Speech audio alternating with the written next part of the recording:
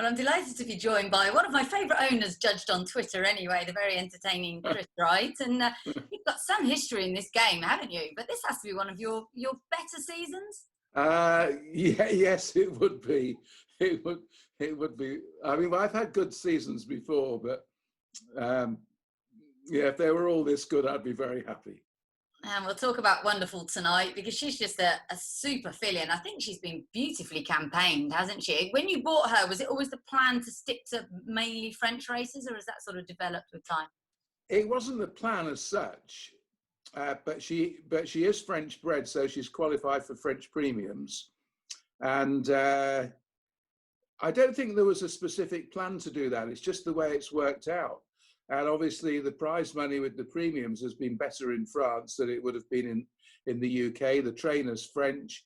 He trains down in Sussex. So it's not that difficult a journey to get her to France. You know, most of the time it's, you know, the decision on the races it could have been a different race, but those races just seem to work out right for us. So that's the way it's happened. And also, with the jockey that's been riding her there, Tony Picone, he seems to get on really, really well with her. And I must say it was a factor when we were thinking of the last race or the one before that, you know, should we run in England or should we run in France? Well, we've got the jockey in France, and the jockey would have come to England, except there was the quarantine issues at the time. So that was a factor also in her running in France. Okay, well, she got a Group 1 for you in tremendous style. And David has said since he half wishes he'd run her in the Arc. Do you feel like that, or are you just happy you got a Group 1? It was a little bit tongue-in-cheek at the time.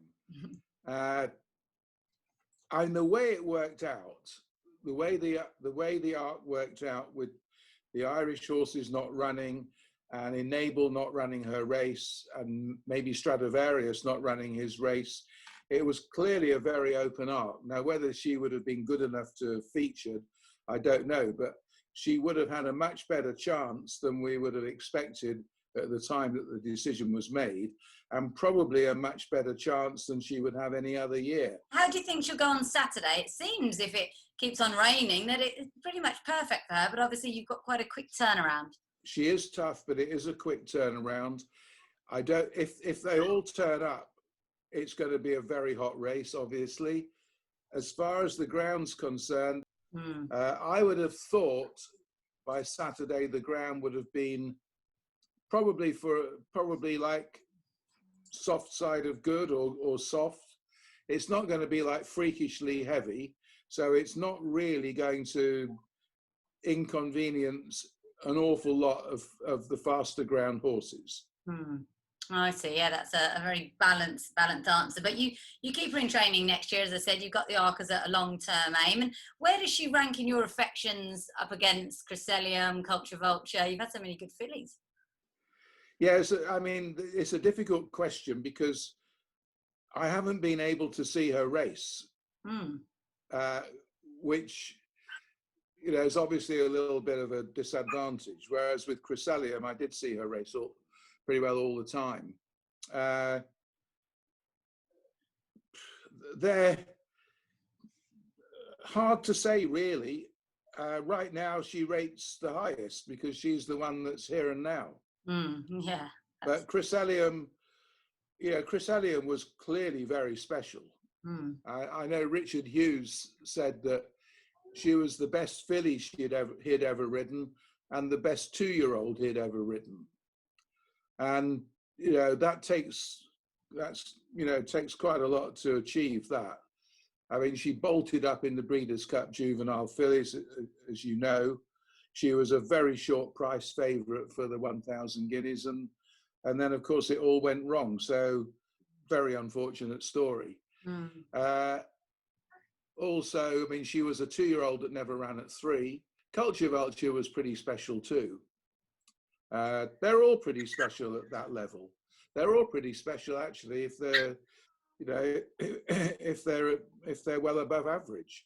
And you mentioned it's been frustrating not to be able to see her race. Are you feeling like a lot of owners seem to be feeling at the moment a bit disillusioned, you know, even though you're having a great season? No, no, actually, Laura, I'm not really disillusioned. I'm enjoying watching it on TV, Right. and I don't need to go to the race course to be able to enjoy watching them race. And of course, you know, we would have gone to the race course in the same way that, you know, I watched football on TV and I would have gone to the matches, but I'm still enjoying watching on TV. But, you know, for a big race, yes, you know, it would have been nice to have been there when it had been convenient and possible to go. Of course. Well, that's great to hear anyway that you're going to be sticking around in the game for a little bit longer by the sounds of things. And I think one more question: have you had a runner in Dubai, and or would you consider it in the future? Good question. We did send. We sent a horse with Mick Shannon out one year. It wasn't a particularly successful venture. I don't normally come to Dubai during the you know the carnival period.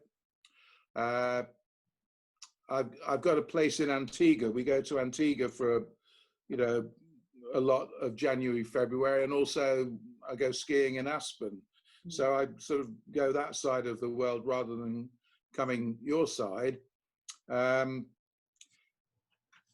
I would have a horse. I mean, interestingly, we've got a horse with Mick Shannon called Chairman of the Board, and I know that he's considering sending him to Dubai. Oh, wonderful. The only thing is that he does like cutting the ground. And do you really get cut in the ground in Dubai in like February and March? The weird thing is that the French horses seem to cope with it. It's genuine good ground because there's that much grass. It's so thick. So the French horses seem to cope, which surprises me every year. So, and Mick knows what he's doing. He does very, very well here. Yeah, no, Mick does know what he's doing, and if Mick wants him to go, he probably will go. But I would be worried about the ground. I understand that. Well, I'll let you go because you're a busy man, but it's been brilliant speaking to you. I've thoroughly enjoyed it, and best of luck on Saturday and indeed with all your other runners coming up. Yeah, there's a runner this afternoon. I know. Yeah. A Tale of Two Cities in a race at Newcastle. She won last time out. She won by 22 lengths. I don't think it was a very good race, and it might be a bit tougher today. And in actual fact, one of my other trainers, James Bettel's got a runner, and his horse has been backed off the board. So that's going to be interesting. And then we've got a nice filly with Hugo Palmer called Chakoya. She runs it under a penalty in a novice at Lingfield. She won by 6 lengths last time out. She's a homebred as well. So it's always, you know, the homebred fillies, it's always good to see them run well. But Chakoya, if she could win that one carrying the £7 penalty for winning last time, I think she could be a very nice filly. Yeah, I'm glad you mentioned her actually, because I was supposed to remember to ask you about her. But yeah, she does look exciting, doesn't she? And that's another thing. You seem to have your horses nicely spread out. That's deliberate, obviously. You've got sort of one with each trainer. Well, I seem to have accumulated trainers a bit, and also I think that, you know, everything in the world is it's a young person's world. You know, you want the enthusiasm and the excitement and the commitment of the younger trainers, but at the same time, I've got, you know, some of the older ones that I've become very friendly with. So whereas, you know, I might have had them all with 2 or 3 of my sort of old friend trainers, if I'm going to have them with young trainers, they do have to be spread out. And they're not all going to get one, because you can't work like that. And sometimes, you know, we really do try and think very carefully about which trainer is the best trainer for you know, a certain horse. And in the case of Chakoya, I hadn't had one with Hugo Palmer before. He's a youngish trainer. He's clearly someone on the list. The filly we thought was a little bit complicated insofar as when she was a yearling, she wouldn't let us touch her face. And apparently she's by Sepoy, and Sepoys can be a bit like that. And Hugo Palmer, his best filly was a Sepoy filly that he won the German 1,000 guineas with. And we thought, well, you know, if he's the expert with Sepoy fillies, then we'll send her to him. And to be fair, she's had no problems at all. And I was so nervous that she might be a filly that wouldn't go in the stalls or whatever. And so it's something that's worked out.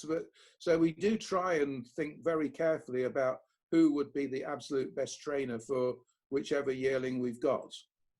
Is Chakoya a song or an album? No, no, it's not. Unlike most of them, it's not a song or an album. Chakoya is it's Spanish for parrot. Oh. And it does begin with C, and most of the good ones begin with C's. And we were in Nicaragua in January when I was trying to name horses, and I saw all these Chakoyas flying around, and I thought Chakoya's quite a nice name. And also the first foal out, the mare had been called Chiringuita, so it seemed to make sense.